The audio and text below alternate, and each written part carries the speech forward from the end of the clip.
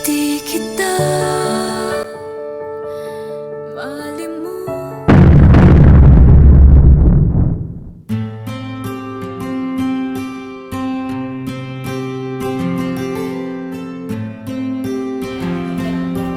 Pre, tignan mo nga. Ano? Saan banda? Hindi talaga marunong content ng mga babae na. Balita ko masaya na. Ngayon ay pag-uusapan natin ang kwento ng Grand Vietnam. Ngunit bago ang lahat,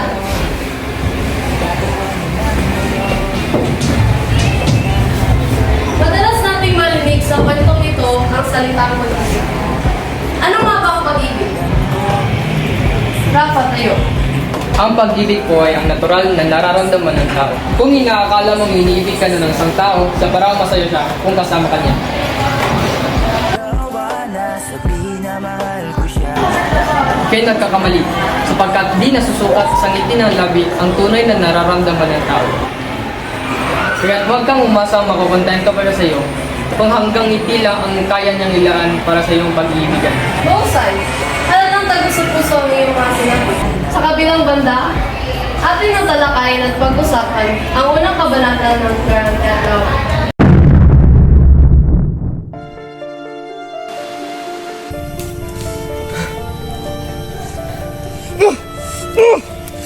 Ba't ako na dito?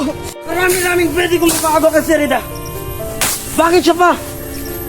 Tulong! Dinig ng isang tao? Dito ko matang niririnig ko?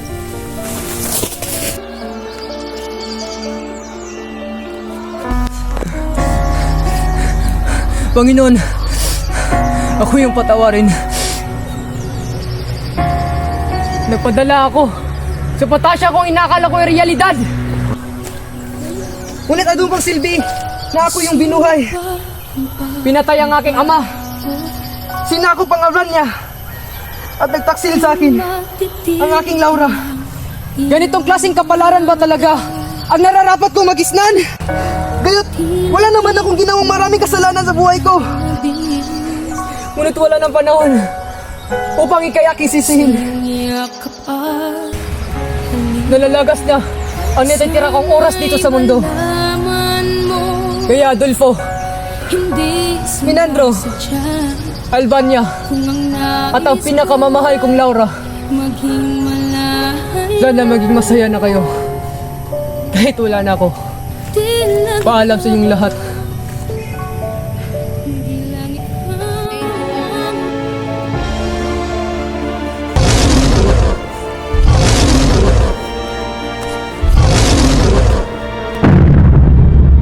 Parang kilala ko tong taong to.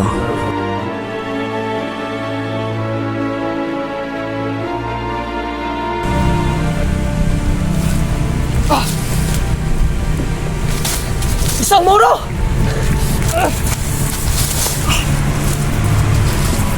Bakit hindi mo na lang ako pinakain sa mga leon? Wala ka ba talagang puso? May bala ka ba talaga akong patayin? Ganyan ka ba umusta? Sa mga taong nagmabangit ng loob sa'yo? Kung tunay kang nagmamalasakit sa akin, bakit mo yung ginawa? Gayot tayo magkalaban.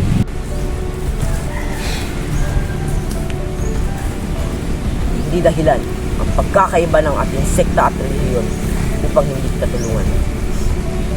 Kailangan mo ng tulong ko, kaya tinulungan kita. Hindi kita tinignan bilang isang kaaway, ngunit bilang isang taong naghihingalo at nagdurusa sa pisikal at maging sa emosyonal mong kalagayan. Narinig kitang binanggit mo ang iyong nakaraan at alam kong masakit yun. Dahil ikay pinahirapan sa lahat ng aspekto ng iyong pagkatao. Kaya sige na, magpahinga ka muna.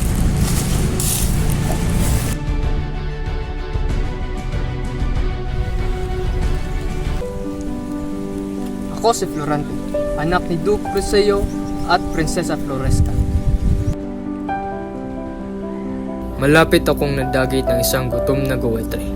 Tinulungan kami ng aking ina ng isang lalaking nagngangalang Minalipo.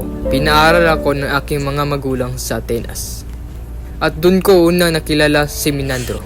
Hindi ko namamalayang may namumuo na palang galit sa puso ni Adolfo sa akin. Kaya nung kami ay nagsanay ng espada, malapit niya akong mapatay.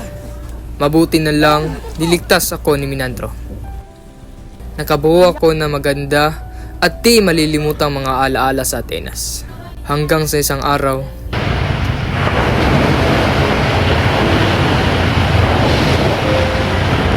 Ano? Nayang daya mo naman.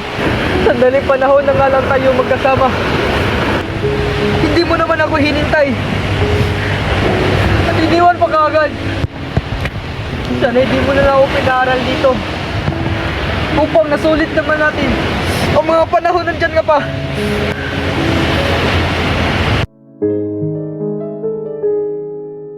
Guro, pupunta na po kami. Florante, halika muna. Makinig ka mo. Sa mundong ating ginagalaw, hindi mo alam na may puso pa lang naiingit sa iyong kamay. Alam kong may namumunga ng puot sa dibdib niya. Mag-iingat kay Adolfo, may napapansin akong hindi magandang sa taong yun. Sige na, tandaan mo lahat ng bilin ko. Sige pa, Guro.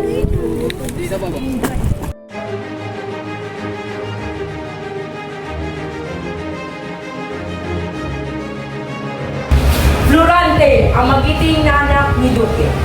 Mabuti at narating na kayo ng ligtas. Duque, pahanda mo muna ang mga pagkain. Hindi na ako magpapatumpik-tumpik pa. Sinakop na mga moro at luto na kahialan ng ina at mga kaluluwa. Nais kong iligtas mo sila.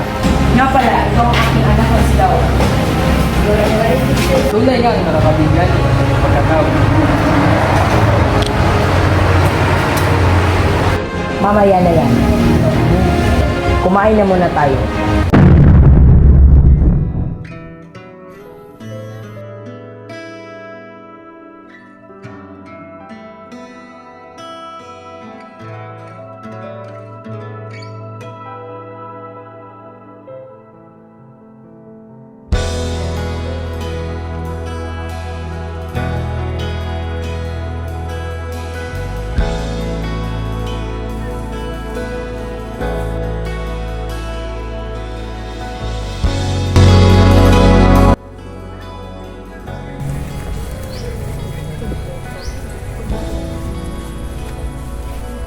Simula nung nakilala kita, natabunan na ng pag-ibig at kaligayahan ang puso kong nandulusak. Dahil sa pagkawala ng ating ina, Laura, ikaw ang magiging inspirasyon ko sa laban kapag nasa digmaan na kami.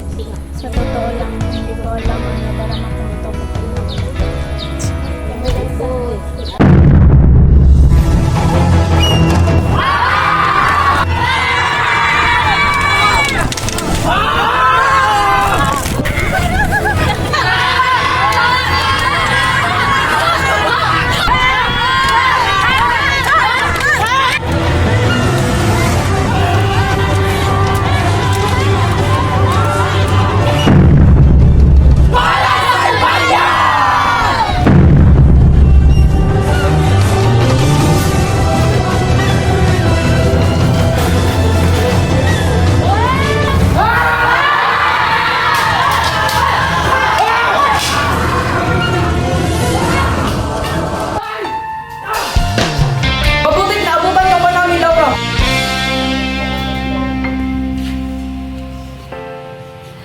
Kapag ako ay nagmahal,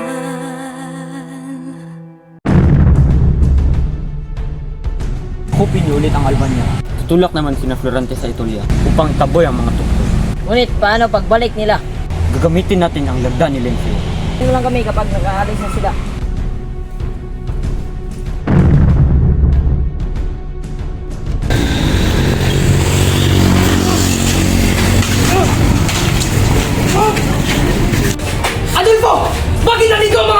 Hindi ba lata? Ha?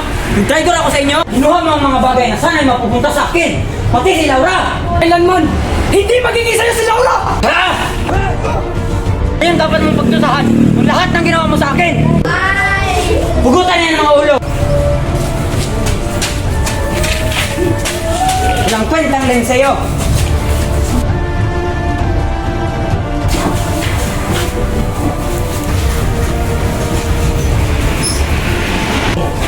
Mahal na Ari! Itay! Hindi! Pagmasdan mo ang kamatayan. Hindi! Hindi! Nga pala, may revelasyong sinabi sa akin si Laura. Kaya ka lang daw niya pinatulan dahil sa katanyagan. Huwag ka nang masa na makukuha mo pa siya. Dahil ang sayo ay magiging akin.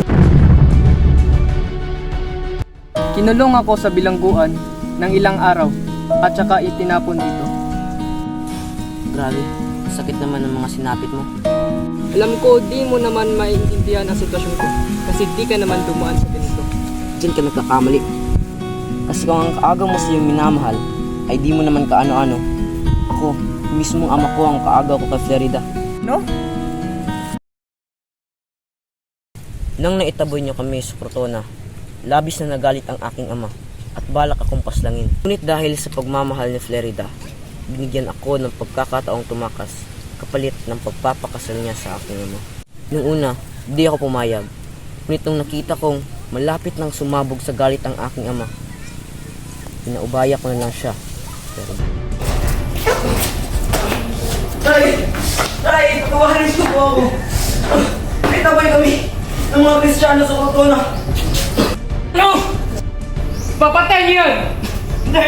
Hindi! Hindi! Wag! Wag! Hayaan niyo siyang makatakas! Kapalit ng pagpapakasal ko sa iyo, Sultan. Hindi! Florida! Wag! Kung ganun, pugutan na yan ang ulo! Florida! kahit alam kong masakit, kung alam kong ganitong kapalaran talaga ang madadatnan ko, kailangan ko na lang siguro itong tanggapin, alang-alang sa kasiyahan ng aking ama. Mabuti ka pa.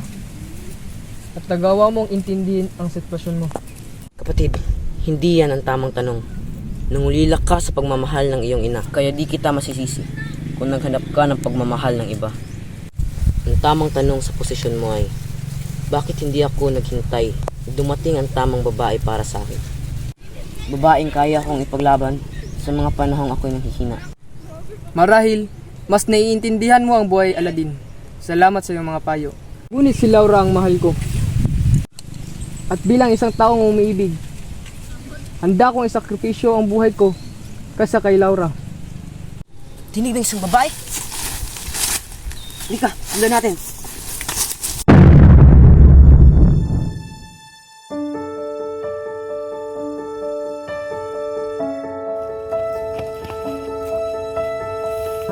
Merida, anong ginagawa mo dito? Di ba'y kasal niyo ni Amang Sultan Ali Adab? Uy, tumakas ako. Nagsuot ako ng pansundalong susutin. Hindi ko kayang pakasalan si Sultan. Aladdin, ikaw ang minamahal ko. Handa ako mamatay tayong dalawa. Kaya ako naririto. Ikaw ang pangarap ay nais kong makakamtan sa buhay. Ba't mo nagawang pagtaksilan ako, Laura? At si Adolfo pa talagang napili mo?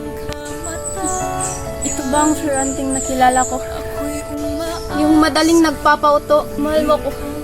Dapat pinalawak mo yung isipan at damdamin. Florante, alam kong sandaling panahon pa lang tayong nagkasama. Pero ikaw lang ang nakita kong makasama hanggang pagtanda. Florante, mahal kita at kaya kong panindigan ang nabuo nating pagmamahalan. Florante, patawarin mo ako. Alam mo, nung makuha nila Minandro ang liham ko, agad silang sumugod sa Albania. At dinala ako ni Adolfo nang sila'y tumakas. At may balak pa siyang hilayin ako. Ano? Nasaan na ngayon? Florante, kumalma ka. Wala na siya. Napatay na siya ni Florida bago niya pa ako pagsamantalahan. Go.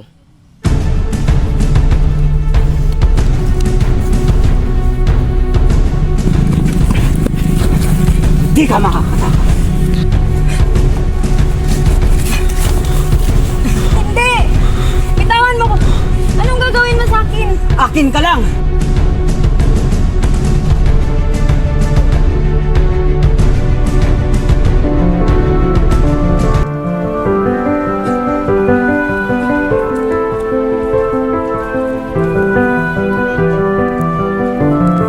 Kaya huwag ka nang mag-alala. Wala ka nang kaagaw sa akin. Di kita malimutan sa mga gabing nagdaan. Ikaw ang pangarap, nais kong makamtan. Sa buhay ko ay ikaw ang kahulugan. Pag-ibig ko'y walang kamatayan. Ako'y umaasang muli kang mahagan. Paalam na sa lahat.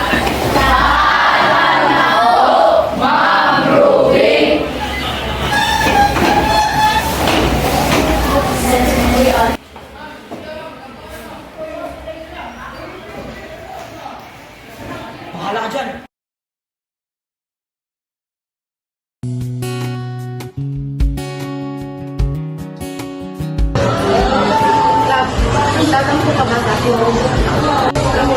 Huwag kang mag-alala, kasi hindi naman kita pipilitin sa mga bagay na ayaw.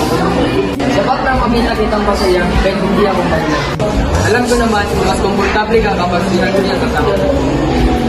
Shin, hindi mo naman kailangan nagsaya ng oras mo para suliin ako. Uy, ano bang pinagsasabi mo? Kami ni Andrew. Pinilit lang naman niya akong sumama at makipaghawak kamay sa kanya. Kapalit ng utang ko sa kanya at saka... At saka, May nabuo kasi akong pagkakasaso. Alam mo, mabait, maunawain. Alam kong hindi ito ang perfectong oras para sa pagkilalap na sa'yo. hindi mo na kailangan magpaliwanag. Pwede na ba kitang iliyan sa kanya? Sumisigaw ng pagsinta, ba't di pa patulan ang pagsuyong ng